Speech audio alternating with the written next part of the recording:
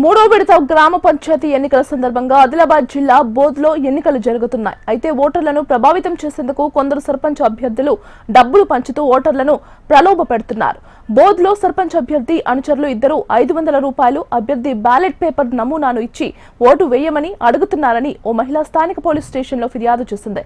మహిళ ఫిర్యాదు మేరకు సర్పంచ్ అభ్యర్థిపై కేసు నమోదు చేశారు పోలీసులు. ఓటు హక్కును నిర్భయంగా వినియోగించుకోవాలని, ఎవరైనా ప్రలోభాలకు పాల్పడితే కఠిన చర్యలు ఉంటాయని స్థానిక సిఐ గురుస్వామి హెచ్చరించారు.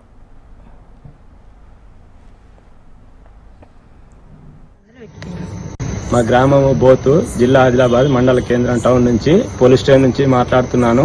నేను అయ్యప్ప మాల మీద ఉన్న బాత్రూమ్ లో స్నానం చేస్తుండగా మా మిసెస్ కు 500 నోటు బ్యాలెట్ పేపరు బయట పెట్టి పోయిండ్లు. దీనికి ఉంగరం గుర్తుకు ఓటేయమని చెప్పి వెళ్ళిపోయిండ్రు. ఇద్దరు వ్యక్తులు వచ్చి, గొర్ల లక్ష్మణ అనే వ్యక్తి అండ్ గొర్ల గంగయ్య అనే వ్యక్తి, ఇద్దరు వ్యక్తులు వచ్చి 500 నోటు బ్యాలెట్ పేపరు ఉంగరం పైన ఓటు వేయమని చెప్పి వెళ్ళిపోయిండ్రు. మేము ఇప్పుడు పోలీస్ స్టేషన్ లో కంప్లైంట్ ఇవ్వడానికి వచ్చినాం.